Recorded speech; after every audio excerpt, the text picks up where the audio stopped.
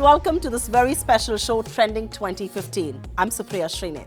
Hi there, I'm Sandeep Gurumurthy. Now for India, 2014 has been a year of miracles. A rank outsider stormed Delhi with 282 parliamentary seats, backed by an India eager for change. A stock market given up as a basket case sprung back to life as the hottest emerging market, and a currency that could have fallen off the cliff over soaring oil and gold imports got a surprise shot in the arm from a crash in crude oil prices. It's almost as if a power above decided that India must be saved and then set about putting the pieces in place. Now, 2015 promises to be an even more exciting and dramatic year. Will the forces that helped rally Indian voters behind Narendra Modi like never before also create communal fissures that could derail the country's development agenda?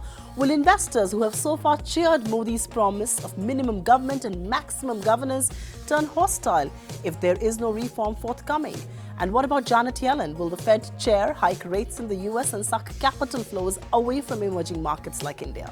That's right, and back home as well, will e-commerce change the rules of the game once and for all? And will business finally wake up to the potential of artificial intelligence? There are just so many compelling trends that are going to shape your business and your life. We're going to pick the 10 most compelling ones in this special telecast, Trending 2015.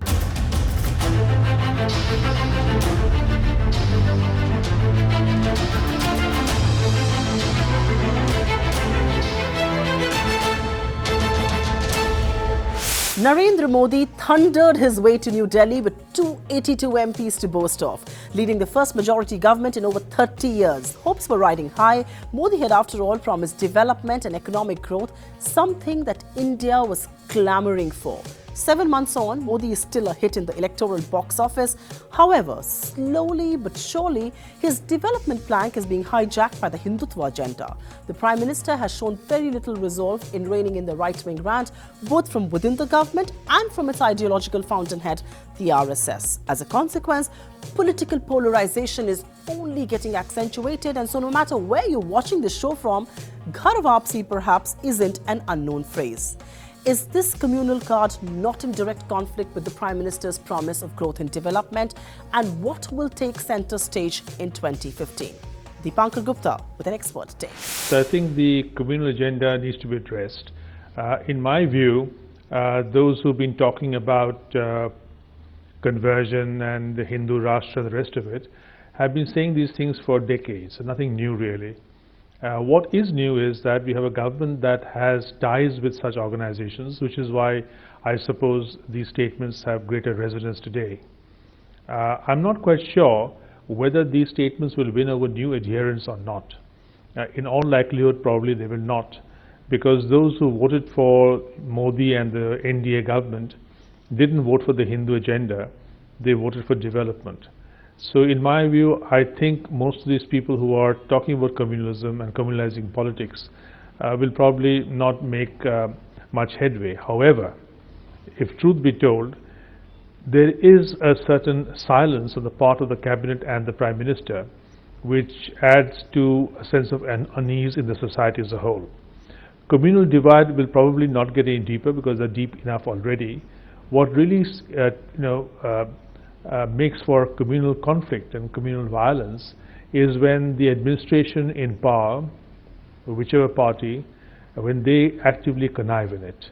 I hope that will not happen, and if that doesn't happen, we'll stay in this state, and probably in the next year or so, once these elections are won, maybe Modi and the cabinet will come out more openly against these communal forces that are within the fold of the RSS and BJP.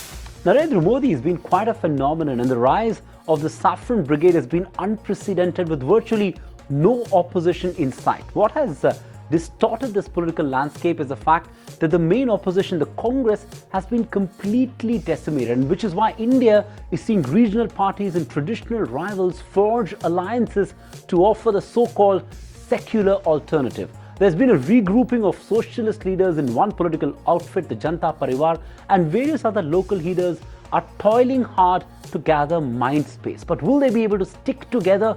Is there politics of relevance in the present scenario? And will these regional satraps be able to check the growing influence of the Saffron Brigade? Siddharth Varadarajan with the answer. The underlying trend is the BJP itself trying to establish a clear and decisive national footprint for itself. It doesn't have much of a presence in at least 7 or 8 states in the Indian Union.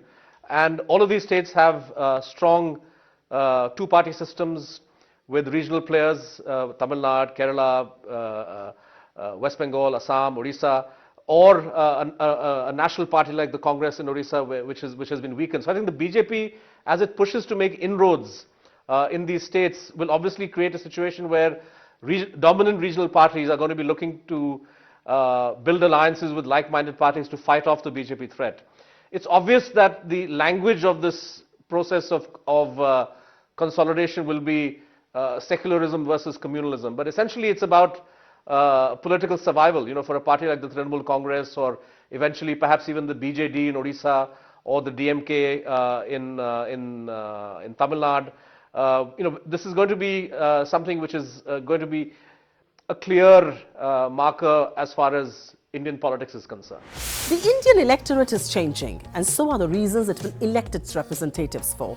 If the government in New Delhi was voted to weed out lethargy in governance and remove the administrative and bureaucratic paralysis, the states are going to be no different. More and more governments will be forced to focus on real economic development on the ground. A proactive public culture of accomplishment and accountability is slowly but surely gathering steam all across India. No longer can a mandate be squandered. Perform or perish seems to be the new slogan for anyone in government today. State after state have taught this lesson. The question is, will this message be carried forward in 2050, and what could the possible hurdles to this be? Vivek Devroy with an expert take. It's already been clear from the results of some of the state elections held earlier that citizens increasingly, particularly citizens who are young, particularly citizens who are urbanized and in semi-urbanized India, they have increasingly been voting for development and governance as opposed to traditional constructs of caste, ethnicity, religion. Increasingly, this is probably going to be the trend, and this is going to be the trend in some of the states that are coming up for elections, in the states that have just had elections. Obviously, each state has its own complexities, and development and governance in a state like Jammu and Kashmir is somewhat different from a state like Jharkhand. But if one is looking at the template of the required development and governance, most of the states where this is required to happen for India to develop are increasingly states like Bihar and UP.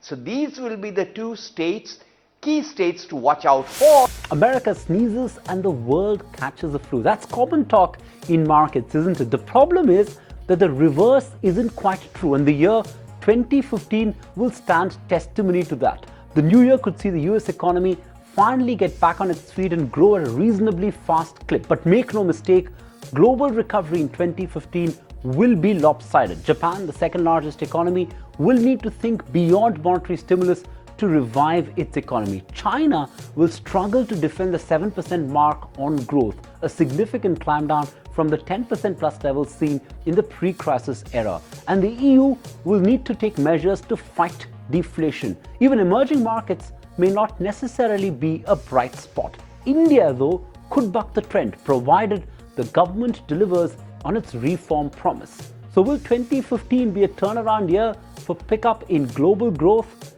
Kanhaiya answers that. From a global perspective, we think there are two key factors which one needs to keep in mind from 2015 perspective. First is that we have the world, except for US, going through major deflationary force. Take it Japan, take it China, take it Europe. So that means that we will have further deflationary pressures coming in from the rest of the world. And second, as far as the US is concerned, the US is going through a relatively robust recovery, and they will have to normalize monetary policy. So we have to watch the implications of US monetary policy normalization. We think this cycle of normalization in US monetary policy is different from the previous one, in which the US dollar was actually weak in the background while the real rates were going up in the US. Whereas in this cycle, you'll probably have a combination of a stronger dollar and rising real interest rates. It was in 2008 that Goldman Sachs came out with a report making a case for crude at $200 a barrel. You heard that right, $200 a barrel. Much has changed since then, but nothing quite can explain the dramatic slide in crude prices. The OPEC's refusal to cut production, the emergence of the US as a big oil producer, the advent of green technology, and of course the slowdown in China and Europe are reasons enough to keep crude prices subdued in the near to the medium term.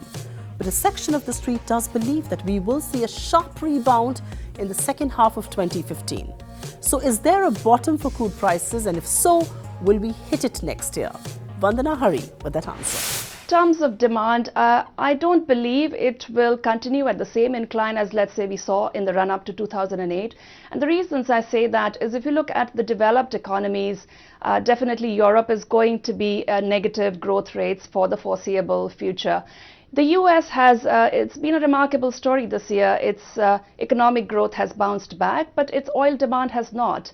If you look at the more developed economies in Asia as well, Japan and Korea, their demand is flatlining to lower. So what that really leaves you with is countries like the BRICS, of course India and China. But again, one of the major reasons for the pessimism, the bearishness in the markets this year has been moderating growth in these countries as well. Now partly some of that is of course because of the economic slowdown, but also people are increasingly talking about the reduced oil intensity in China, and it's only a matter of time before it comes to India as well.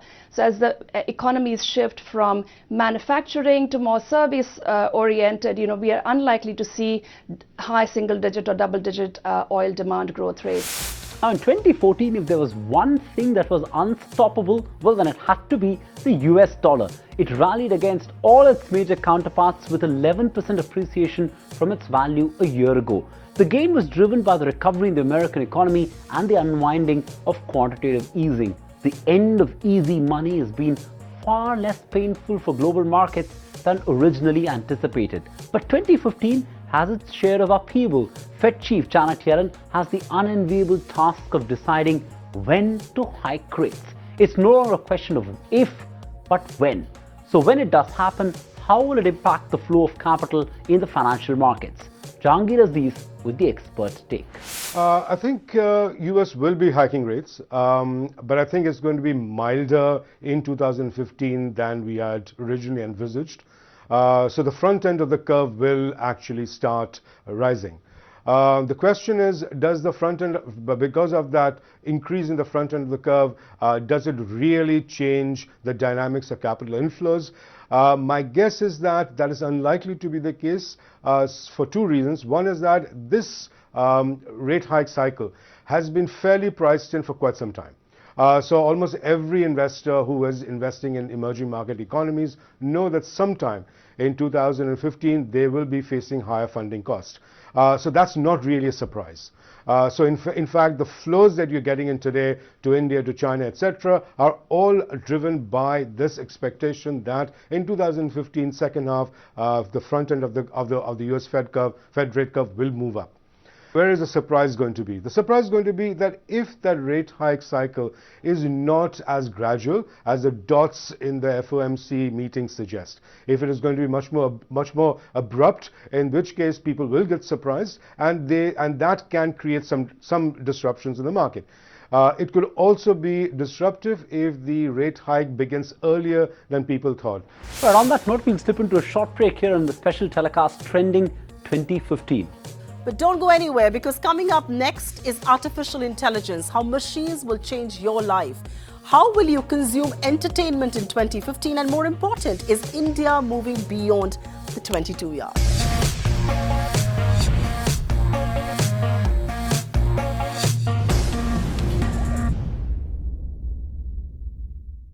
Welcome back to the special show that you're watching right here on ET Now. This is Trending 2015. Time to talk technology. Forget about the brick and mortar, move to cutting-edge technologies disrupting traditional business models. Technologies that will empower customers, allow them to do something better or something more cost-effective or something more convenient, or in fact, all of the three. Actually, let me throw a number at you to assess that impact. By 2025, 12 technology companies will have an economic impact of $500 billion to $1 trillion. Traditional businesses can either sit there and complain or get more IT enabled. This will also shrink conventional jobs and create new ones characterized by high IT sophistication. About 30 million people will need new job opportunities and skills training. The question then, is India ready for this disruption, and what kind of an overhaul will it really entail? We've got an Infosys co-founder and a former CEO, Chris Krishnan, with an expert take. Clearly, the adoption of information technology in every sector will increase year after year. It also means that the jobs will shift. Some of the traditional jobs will disappear and new jobs will be created. So, for example, the use of IT in retail will increase, and that's why we are seeing the emergence of e-commerce. If I look at the retail sector, for example, analytics will become very important over time so that you can target your services, your products better. You can personalize your products. You can anticipate customer and consumer requirements. So analytics will play an important role. The banks are becoming online banks. You need to provide banking services on the mobile phone. Credit cards in a country like India will actually transform itself into mobile-based payment systems. Similarly, healthcare will change.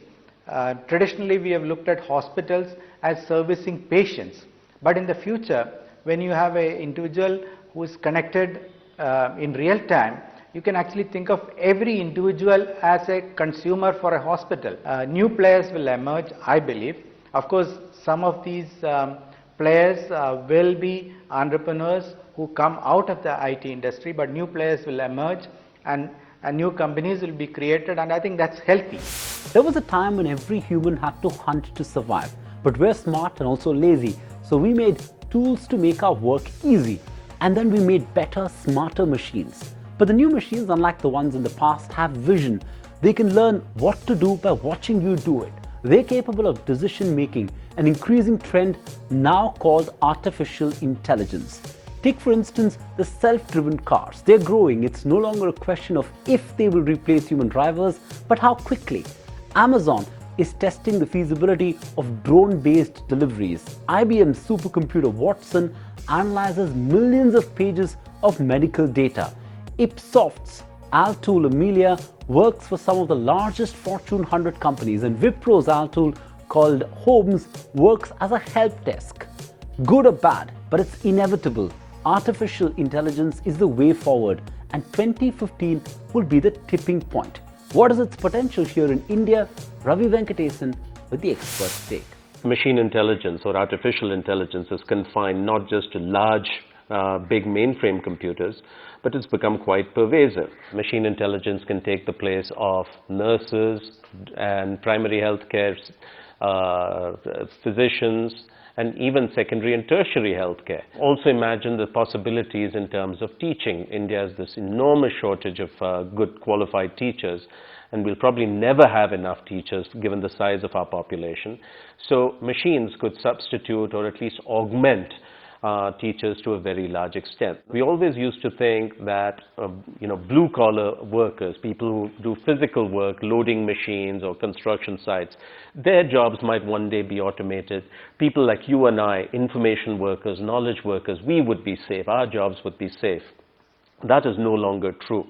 People are completely underestimating the magnitude of the job displacement that is ahead of us. And this is not true in India alone, it's true globally. I think you're going to see both established companies as well as startups beginning to focus on machine intelligence. The big IT companies probably will all start by looking at automating some of their existing processes using software. And that work has probably already begun in several of the companies.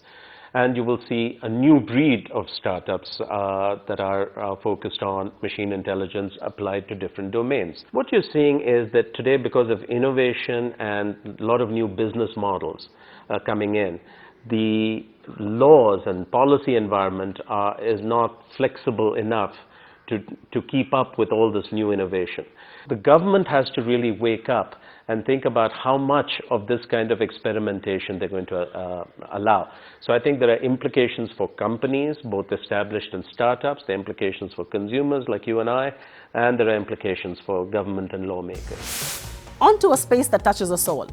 How many of you have actually rolled with laughter watching a video of the viral fever? I certainly have. I subscribe to some very specific channels, just like some of you do, religiously that is. And that's when I realized the big trend going forward is micro content producers making it really big. Online video, for instance, is very huge. The advent of smartphones and internet has only helped their cause. And with more content being produced by the really small players, 2015 will actually see more experiments with how it is distributed. Apps like the Snapchat and WhatsApp will be crucial in this. After all, they offer personal communication, which gets the younger target audience totally hooked. So will this increasingly decentralized content industry change the very nature and form of how we are entertained? We've got Sameer Nair with an expert take. The content space actually is currently highly fragmented, and of course there are a lot of content production houses in the market, and I think this is going to grow in the coming years as newer players get into it. The ability to create content has become much easier with lower cost technology, with ability for people to get into the business. There is no sort of barrier on ideas. There is no stoppage on who can think of the next big thing. So definitely the whole content space is going to fragment more. What I think will happen, however, is that it's not that the existing large content houses or the large platforms will sort of wither away. What will happen instead is that there will be a high degree of collaboration. In many cases, what happens with micro producers is that they sort of they often don't have the the financial muscle or the backing to sort of actualize and realize their ideas, and this is where collaborative working will be the future. From a 2015 and going forward point of view, there will be a lot of new content that comes up. There will be a lot of new ideas, different things that people will want to do, and this will work in tandem with obviously new people and with a lot of collaboration.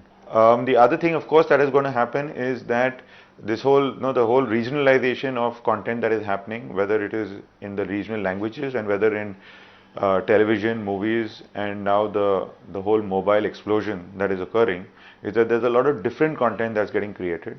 There's some content which is traditional TV, which is always going to be there as the mainstay in broadcast. But this whole online world is creating a new type of content which is made primarily for online alone, and it attracts this this whole new younger audience, which is, and often some of this stuff succeeds brilliantly online and then makes its way onto mainstream television. And of course in the movie space there will be always place for your classic mainstream masala blockbuster versus the more niche, more edgy, more dark kind of content. And all of these, I mean, basically I think there's going to be a huge creative explosion. Lots of new people are going to get into the business, and I think it's going to be a very happy marriage of creative collaboration. It was in 2007 that Lalit Modi put money, glamour and cricket together and came up with the Indian Premier League. The league in subsequent years re-energized world cricket and brought the deserting fan back to the stadium. It reaffirmed the age-old belief that in India there is only one religion, and that's cricket. But wait a minute, 2015 could well change that. The gentleman's game is at crossroads. A spate of corruption scandals coupled with a mediocre performance of the national cricket team, and suddenly cricket doesn't quite wield the same clout. The IPL model was brilliantly replicated in other sports in 2014, from kabaddi to hockey and soccer to tennis. Money's love affair with cricket seems to be on the brink of a breakup. Will India endorse sports that exist beyond the 22 yards, and what will enable this growing trend? Ronnie Screwvala answers that. Well, I think this trend has to grow. Firstly, I think the fact that these multiple leagues have put the sport center stage and given it the kind of national and sometimes even global attention, I think is great. I think at the core of it is training.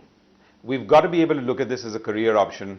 Whether it's kids or young India, have to actually feel that in each of these sports, this is something that they can actually pursue as a career and as a profession. That's not there in our mindsets right now. I think parental pressure also has got to be something that's going to have to change that, because unless we build and breed talent at that very basic level, Kabaddi might be a little different because it is a heartland sport and we've actually got a fair amount of that coming up even at that young age. But if you take football, squash, badminton, tennis, hockey, I think we need to go very deep-seated into actually the training process of it. Secondly, I think just overall from an exposure, I think all these leagues have been able to sort of put everything in a perspective where people feel that over the next 2 to 3 years. So I think it's the beginning of a very, very, very good and strong trend. But unless we benchmark ourselves internationally at some level of quality, moving into the next level, we might skip a beat. All right, those are the top trend, most defining trends of 2015 that will shape your life. It's been a pleasure bringing this very special telecast to you. Thanks so much for watching the show, and we'll for sure will keep an eye on all those trends that we've highlighted in the year 2015. Thanks for watching.